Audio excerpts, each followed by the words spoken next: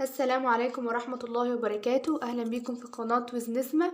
النهاردة هنحل محافظة القاهرة لمادة العلوم للصف الثاني الإعدادي. تعالوا نشوف الأسئلة بتاعة محافظة القاهرة. أول سؤال بيقول اكتب المصطلح العلمي الدال على كل عبارة. 1. الحركة الدورية اللي بيحدثها الجسم المهتز على جانبي موضع السكون. الحركة الدورية اللي بيحدثها الجسم المهتز على جانبي موضع السكون بتسمى بالحركة الاهتزازية. الإجابة هتكون الحركة الاهتزازية.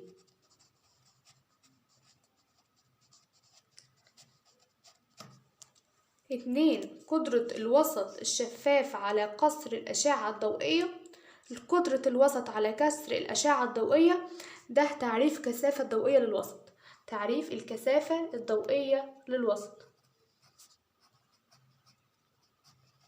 الكثافة الضوئية للوسط هي قدرة الوسط الشفاف على كسر الأشعة الضوئية. 3. أحد أجزاء الزهرة بيعمل على حماية أجزائها الداخلية قبل تفتحها وتعرف أوراقه باسم السبلات. جزء الزهرة اللي بيعمل على حماية أجزائها الداخلية بيسمى بالكأس. هو المحيط الخارجي للزهرة، وهو كمان المحيط الأول والمحيط الخارجي، وهو اللي بيحمي أجزائها الداخلية قبل تفتحها وبتسمى أوراقه بالسبلات. يبقى هو المحيط الأول أو المحيط الخارجي هو اللي بيحمي أجزاء الزهرة الداخلية وتعرف أوراقه باسم السبلات. 4. الاضطراب اللي بتهتز فيه جزيئات الوسط عموديا على اتجاه انتشار الموجة. خلي بالي من كلمة عموديا على اتجاه انتشار الموجة، ده تعريف الموجة المستعرضة. الموجة المستعرضة بتكون عموديا على اتجاه انتشار الموجة. طيب الموجة الطولية لو فاكرين هتبقى ايه؟ الموجة الطولية بتكون في نفس اتجاه انتشار الموجة، يبقى هنا عموديا على اتجاه انتشار الموجة هتكون الموجة المستعرضة. ب. ادرس الأشكال التالية ثم أجب عن المطلوب أسفل كل منهم. 1. لماذا يوصف صوت هذا الحيوان بأنه غليظ؟ لو جاب لي صورة أي حيوان وقال لي ليه الصوت ده غليظ أو أي حاجة وقال لي الصوت ده ليه غليظ. غليظ ده معناها إن الصوت هنا عندي الحيوان الأسد، هقوله لأن صوت الأسد بيكون منخفض التردد أي منخفض الدرجة. يعني الصوت الغليظ يكون منخفض التردد منخفض الدرجة. لكن لو قال لي صوت حاد، الصوت الحاد بيكون مرتفع التردد أي مرتفع الدرجة. يبقى هنا قال لي صوت غليظ، هقول له هنا الشكل عندي الحيوان عندي أسد، هقول له لأن صوت الأسد منخفض التردد منخفض الدرجة لذلك الصوت بيكون غليظ. 2. ما جنس هذه الزهرة؟ الزهرة عندي بتكون خنثى، يعني فيها أعضاء التذكير وأعضاء التأنيث، يبقى بتكون زهرة وحيدة الجنس. الزهرة الخنثى فيها أعضاء التذكير والتأنيث. الزهرة وحيدة الجنس بتكون يا إما بتحتوي على أعضاء التذكير فقط أو أعضاء التأنيث فقط. تمام، تعالوا نشوف الشكل ده. هنا عندنا موجود هنا المتاع، والمتاع هو عضو تأنيث، وموجود هنا الطلق ودوت عضو تذكير. يبقى أنا هنا عندي أعضاء التأنيث وأعضاء التذكير، يبقى نوع الزهرة هنا خنثى. يبقى الزهرة الخنثى هي الزهرة اللي بتحتوي على أعضاء التذكير أو أعضاء التأنيث. المتاع هو عضو التأنيث والطلع هو عضو التذكير، فهنا بتكون الزهرة خنثى. 3. احسب سرعة انتشار الموجة. عاطيني شكل الموجات وعايز يحسب انتشار الموجة. سرعة انتشار الموجة بتساوي ايه؟ بتساوي التردد في الطول الموجي. سرعة الانتشار بتساوي التردد في الطول الموجي. يعني أنا عايزة أجيب التردد وعايزة أجيب الطول الموجي. الطول الموجي أقدر أجيبه من إيه؟ عندي قانون الطول الموجي بيساوي المسافة اللي بتقطعها الموجة على عدد الموجات. هو يعطيني هنا مسافة 10 متر. عايزة أحسب عدد الموجات اللي قطعها خلال المسافة دي. لو جينا نعد مع بعض 1 2 3 4 كده موجة، 1 2 3 4 كده موجة. يبقى أنا عندي موجتين اتقطعوا في مسافة 10 متر. يبقى هنا هقول إن الطول الموجي هتساوي المسافة اللي بتقطعها الموجة على عدد الموجات. الطول الموجي هو عطوهولي ب10، وعدينا الموجات طلعت 2 موجة، 10 على 2 هتساوي 5 متر. يبقى أنا كده معايا الطول الموجي، فاضل لي التردد. التردد هو بيساوي ايه؟ بيساوي عدد الاهتزازات اللي على الزمن بالسوية. انا هنا عطيلي الزمن بتاع اهتزازة واحدة بس، نص اهتزاز. هنا كده 2 ساعة ساعة اهتزازة، يعني انا معايا نص اهتزازة. نص الاهتزازة دي ممكن اقدر اجيب منها الزمن الدوري. الزمن الدوري بيساوي ايه؟ هو بيساوي زمن اهتزازة كاملة، يعني بيساوي 4 في زمن ساعة اهتزاز. انا هنا عندي الزمن بتاع 2 ساعة اهتزاز، يعني نص اهتزازة كاملة. عشان اجيب الزمن الدوري هضرب الاتنين من 10 ثانية، هتديلي 4 من 10 ثانية. انا كده جبت الزمن الدوري، ضربت 2 في زمن بتاع نص اهتزازة كاملة، عطالي الزمن الدوري كامل اللي هو زمن اهتزازة كاملة. كده جبت الزمن الدوري. اجيب بعد كده ايه؟ اجيب بعد كده التردد، لان التردد زي ما احنا عارفين هو مقلوب الزمن الدوري. فالتردد هيساوي 1/4 هيساوي 2.5 هرتز. 2.5 هرتز. انا كده جبت التردد وجبت الطول الموجي. هجيب السرعة، اقول ان السرعة هتساوي التردد في الطول الموجي. التردد احنا لسه جايبينه ب2.5، والطول الموجي احنا جايبناه ب5. 2.5 ب5 ب12.5 متر على الثانية. يبقى انا جبت المطلوب. جبته ازاي؟ الطول الموجي، المسافة اللي بتقطعها الموجة على عدد الموجات، المسافة 10 وعديت عدد الموجات طلعوا 2، 10 على 2 بتساوي 5 متر. الزمن الدوري هجيب الزمن الدوري عشان اجيب التردد. الزمن الدوري هو زمن اهتزاز كامل، يعني 4 في 8 ساعة اهتزاز. هنا عندي نص اهتزازة، يعني هضرب 2 في 2 من 10 ثانية تدي 4 من 10 ثانية. التردد هو مقلوب الزمن الدوري، 1/4 تساوي 2.5 هرتز. وفاضل لي كده السرعة، اجيبها التردد في الطول الموجي. تردد من النص، الطول الموجي 5، هتديلي 12.5 متر على الثانية. بعد كده 4 بيقولي ما قيمة زاوية الانعكاس. هنا بتكون الشعاع الضوئي ساقط عمودي على السطح العاكس. هنا الشعاع الضوئي اهو عامل زاوية عمودية، يعني ساقط عمودي على السطح العاكس. طالما الشعاع الضوئي ساقط عمودي على السطح العاكس معناها ان زاوية السقوط هتساوي 0. يبقى زاوية الانعكاس هتساوي 0، يبقى زاوية السقوط هتساوي زاوية الانعكاس هتساوي 0. يبقى لو جالي اي شكل بالمنظر ده ان الشعاع الضوئي عمودي على السطح العاكس، يبقى زاوية السقوط بتساوي زاوية الانعكاس بتساوي 0. ج. اذكر السبب العلمي. نرى البرق قبل سماع صوت الرعد بالرغم من حدوثهما في وقت واحد. طبعا رؤية البرق ده موجة، وسماع صوت الرعد ده موجة تانية. فالتفسير هيكون ايه؟ لأن ضوء البرق هو موجات كهرومغناطيسية، لكن صوت الرعد هو موجات ميكانيكية، وسرعة انتشار الموجات الكهرومغناطيسية أكبر من سرعة انتشار الموجات الميكانيكية في الهواء. يبقى ضوء البرق هو من موجات كهرومغناطيسية، لكن الصوت عامة من الموجات الميكانيكية. أسرع الانتشار هي الموجات الكهرومغناطيسية، فبالتالي هنرى الضوء قبل سماع الصوت الرعد، لأن الضوء موجات كهرومغناطيسية أسرع في الانتشار من صوت الرعد لأنه موجات ميكانيكية. 2. استخرج الكلمة أو العبارة غير المناسبة. 1. موجات الضوء الموئي، موجات الضوء المرئي، موجات الماء، موجات الراديو، موجات الميكروويف. ايه اللي مختلف؟ احنا عندنا موجات الضوء المرئي هي موجات كهرومغناطيسية، موجات الماء موجات ميكانيكية، موجات الراديو موجات كهرومغناطيسية، موجات الميكروويف موجات كهرومغناطيسية.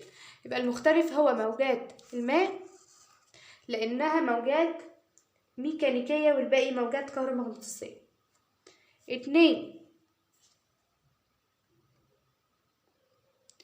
تفتيت حسوات الكلى، اكتشاف الألغام الأرضية، تعقيم المواد الغذائية، وتحليل الضوء الأبيض. ايه اللي مختلف؟ أنا عندي تفتيت حصوات الكلى، دي من الأمثلة على الموجات الفوق سمعية دورها في المجال الطبي، واكتشاف الألغام الأرضية دورها في المجال الحربي، وتعقيم المواد الغذائية دورها في المجال الصناعي. ايه هنا اللي مش غير مناسب لباقي الكلمات؟ هو تحليل الضوء الأبيض، لأن الباقي هي تطبيقات حياتية للموجات فوق السمعية. 3. الزيتون والبازلاء والفول والبطيخ. الكلمة غير المناسبة بينهم. طيب هنا عندي البازلاء بتحتوي على كم بيض؟ عدة بويضات، والفول عدة بويضات، والبطيخ عدة بويضات. ايه اللي بيحتوي على بويضة واحدة؟ هو الزيتون. يبقى هي الكلمة غير المناسبة. البازلاء والفول والبطيخ بيحتوي على عدة بويضات بتدي ثمرة بداخلها، يعني بتحتوي على العديد من البذور. لكن الزيتون، ولو فاكرين كمان الخوخ، كانوا بيحتوي على بويضة واحدة، يعني يعطي ثمرة بداخلها بذرة واحدة. 4. الحويصلتان المنويتان، غدة البروستاتا، غدة البنكرياس، غدتا كوبر. ايه الكلمة المختلفة؟ انا عندي الحويصلتان المنويتان، غدة البروستاتا، وغدتا كوبر، دي تبع الغدد الملحقة في الجهاز التناسلي لذكر الانسان. ايه اللي مش تبع الكلام ده؟ غدة البنكرياس. يبقى الباقي هي سلاسل غدد اللي بتتصل بالجهاز التناسلي للذكر، اللي بسميها الغدد الملحقة. الحويصلتان المنويتان، غدة البروستاتا وغدة كوبر. المختلف هي غدة البنكرياس، مش تبع الغدد الملحقة. ب. أكمل العبارات الآتية. 1. في الشكل المقابل الزمن الدوري بيساوي كام ثانية؟ هنا عطيلي زمن ساعة اهتزازة واحدة، والزمن الدوري هو 4 في زمن ساعة اهتزازة، زمن الاهتزازة الكاملة، ف4 في زمن ساعة الاهتزازة الواحدة. يعني هنا زمن ساعة اهتزازة واحدة هضرب 4 في 5 هيديني 20 ثانية، لأن الزمن الدوري هو زمن اهتزازة كاملة، يعني هو زمن 4 في زمن ساعة اهتزازة واحدة. 2. طاقة فوتون الضوء البنفسجي بالنسبة لطاقة فوتون الضوء الأخضر. احنا عارفين ان طاقة الفوتون بتتناسب طردي مع التردد، يعني اللي تردده أعلى هيكون الطاقة بتاعته أعلى. عندنا طاقة الضوء البنفسجي هي أعلى تردد، وطاقة الضوء الأحمر هي أقل تردد.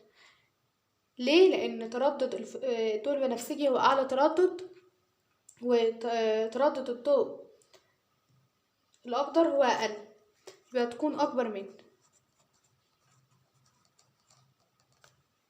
بالنسبة لأقل درجة أو أقل طاقة وأقل تردد هو الضوء الأحمر، يبقى الضوء الأحمر هو أقل طاقة فوتون أو أقل تردد هو الضوء الأحمر. لكن أعلى تردد أو أعلى طاقة فوتون هو الضوء البنفسجي. لو جينا رتبناهم من الصغير للكبير من حيث التردد: الأحمر، البرتقالي، الأصفر، الأخضر، الأزرق، النيلي، البنفسجي. فهنلاقي الأخضر هو قبل البنفسجي من حيث التردد، فالبنفسجي هو أعلى تردد، فبالتالي أعلى طاقة فوتون. يبقى تاني ترتيب التردد يعني ترتيب الطاقة، لأن التردد تناسب طردي مع الطاقة: أحمر، برتقالي، أصفر، أخضر، أزرق، نيلي، بنفسجي. البنفسجي هو أعلى تردد وبالتالي أعلى طاقة فوتون. ج. جسم مهتز بيصنع 240 اهتزازة كاملة خلال دقيقة، عايز التردد بوحدة الميجا هرتز. دقيقة احنا عارفين ان التردد بيساوي عدد الاهتزازات على الزمن بالثواني، يعني الدقيقة دي لازم احولها لثواني. الدقيقة فيها كام ثانية؟ فيها 60 ثانية، يبقى هنقول الزمن بالثواني هتساوي 60 ثانية. تمام. والتردد بتساوي عدد الاهتزازات على الزمن بالثواني. عدد الاهتزازات هو عطالي 240، الزمن بالثواني 60، هتساوي 4 هرتز. احول من هرتز لميجا هرتز ازاي؟ من صغير اللي هو الهرتز لكبير الميجا هرتز، هضرب 4 في 10 أس -6. يبقى من هرتز لميجا هرتز بضرب في 10⁻⁻6. 3. تتكاثر البطاطس والبطاطا لا جنسيا خطريا بإيه؟ البطاطس والبطاطا بيتكاثروا خطريا بالضرن أو بالضرنات. البطاطس والبطاطا بيتكاثروا لا جنسيا خطريا بالضرنات. 4. عندما تزداد المسافة بين مصدر الصوت والأذن للضعف فإن شدة الصوت هتساوي إيه؟ احنا عندنا شدة الصوت القانون بتاعها بيساوي إيه؟ شدة الصوت بتساوي 1 على مربع المسافة. تمام، أنا عندي 1 ثابتة على مربع المسافة. أنا عندي المسافة قال لي هتزداد للضعف، هربع الضعف يعني هتبقى الإجابة ربع، فهتبقى شدة الصوت هتقل للربع. ليه قلت تقل للربع؟ لأن أصلا العلاقة بين شدة الصوت وبين المسافة علاقة عكسية، وطبقت القانون إن شدة بتساوي 1 على مربع المسافة. المسافة ضعف أس 2 هتبقى ربع، وتقل للربع لأن العلاقة ما بين المسافة وشدة الصوت علاقة عكسية. 3. اختر الإجابة الصحيحة ما بين القوسين. إذا كانت المسافة في الموجة الطولية من التضاخد الثالث والتضاخد السابع 12 سنتيمتر فإن الطول الموجي بيساوي كام سنتيمتر؟ هفترض مثلا ده التضاخد الثالث، الرابع، الخامس، السادس، السابع. احنا عارفين ان الطول الموجي هو المسافة بين تضاخدين مثلا متتاليين، فهنا هو عاطيني المسافة من التضاخد الثالث لحد التضاخد السابع، يعني فيها كام طول موجي المسافة دي؟ تعالوا نشوف. ادي طول موجي بين الثالث والرابع، والرابع والخامس طول موجي، والخامس والسادس طول موجي، والسادس والسابع طول موجي. يعني انا عندي 4 اطوال موجية في المسافة دي. انا عايزة طول موجي واحد بس، يبقى هقسم 12 على 4 هتساوي 3 سنتيمتر. يبقى هنا هو عطيني مسافة بين الثالث والسابع، هتزيد كام طول موجي معايا؟ بين التضاخد الثالث للرابع 1، والرابع للخامس 2، خامس للسادس 3، سادس سابع 4. 4 أطوال موجية.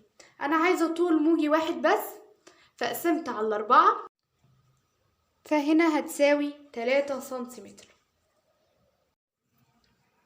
2. إذا كانت زاوية سقوط شعاع ضوئي في الهواء تساوي 40 درجة فمن الممكن أن تكون زاوية انكساره في الماء بتساوي إيه؟ نخلي بالنا إن هنا قال لنا زاوية السقوط هتكون في الهواء وزاوية الانكسار هتكون في الماء.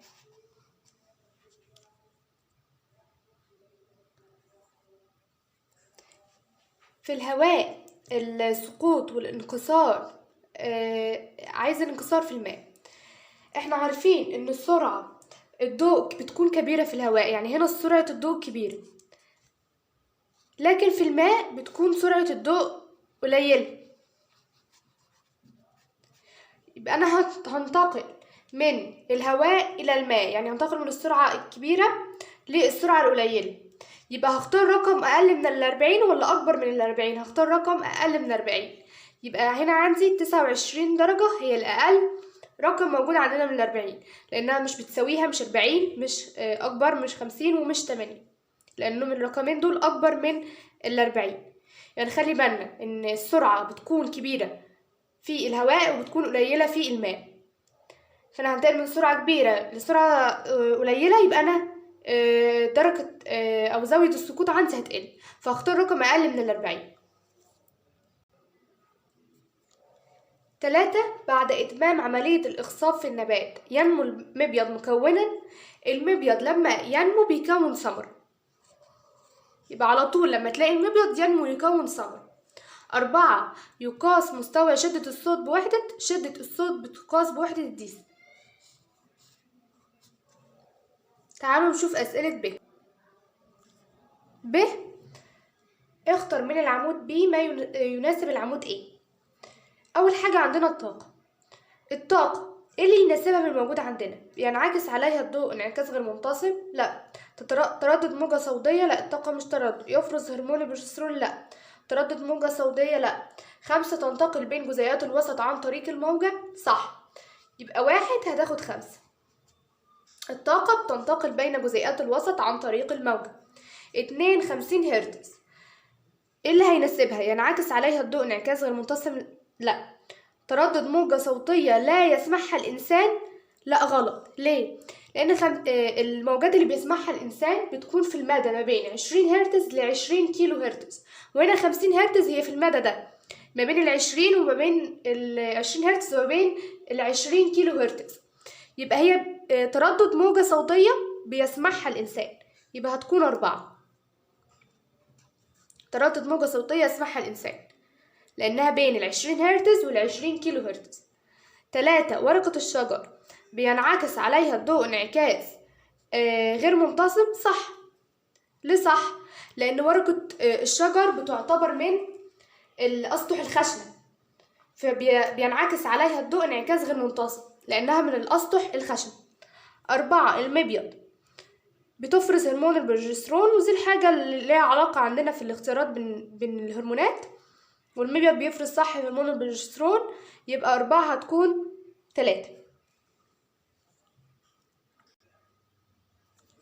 جيم. ماذا يحدث عند ربط جزء من نبات الخوخ اللي هو يعتبر قطاع فوق نبات مشمش اللي هو كأصل؟ ايه اللي هيحصل؟ هيتغذى نبات الخوخ اللي هو هنا الطاع على عصارة نبات المشمش اللي هو الأصل. يعني هنا نبات المشمش هو الأصل، هربط عليه نبات الخوخ اللي هو الطعم، هيتغذى الخوخ على عصارة نبات المشمش وهينمو نبات الخوخ. فالإجابة هتكون يتغذى نبات الخوخ اللي هو الطعم على عصارة نبات المشمش الأصل وينمو مكونا نبات الخوخ. 4. ضع علامة صح أمام العبارة الصحيحة وعلامة خطأ أمام العبارة الخاطئة مع التصويب. 1. الاهتزازة الكاملة تحتوي على 4 ساعات اهتزازة؟ صح. الاهتزازة الكاملة بيحتوي على 4 ساعات اهتزازة. 2. النغمات الأساسية أقل في الشدة من النغمات التوافقية؟ غلط. النغمات الأساسية بتكون أعلى في الشدة من النغمات التوافقية. 3. تنتج الأزهار هوائيا التلقيح أعدادا هائلة من حبوب اللقاح لتعويض ما يفقد منها في الجو؟ صح. تنتج أعداد كبيرة جدا عشان تعوض اللي هتفقده في الجو. 4. معامل الانكسار المطلق لأي وسط شفاف دائما أقل من الواحد الصحيح؟ غلط. بتكون دائما أكبر من الواحد الصحيح.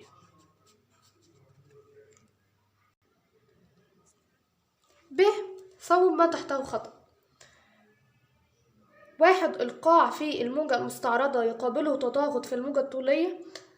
القاع في الموجة المستعرضة بيقابله تخلخل في الموجة الطولية. التضاغط هو بيقابله قمة، القاع بيقابله تخلخل. 2. ينفذ الضوء خلال الوسط المعتم؟ الضوء بينفذ خلال الوسط الشفاف، خلال الوسط الشفاف. 3. تفرز الخصية هرمون الذكورة الاستروجين؟ لا غلط، مش الاستروجين، بيكون ايه؟ التستوستيرون. التستوستيرون هو اللي بتفرزه الخصية. 4. في الانعكاس المنتظم للضوء زاوية السقوط بتكون أكبر من زاوية الانعكاس؟ لا، في الانعكاس المنتظم منتصف، زاوية السقوط هتساوي زاوية الانعكاس. في الانعكاس المنتظم زاوية السقوط بتساوي زاوية الانعكاس. ج. الشكل المقابل بيوضح أهم مراحل التكاثر في الإنسان. اشرح باختصار ايه اللي بيحصل، ايه اللي بيتم في العملية دي. عندنا الشكل فيه ايه؟ ادي الذيول والرؤوس بتاعت ايه؟ بتاعت الحيوانات المنوية. الحيوانات المنوية هنا بتهاجم حاجة، بتهاجم ايه؟ تعالوا نشرح ببساطة ايه اللي بيحصل في العملية دي. هنا الحيوانات المنوية بتهاجم البويضة، يعني زي عندي كده البويضة ودي الحيوانات المنوية. هنا ايه اللي بيحصل؟ الحيوانات المنوية بتهاجم البويضة.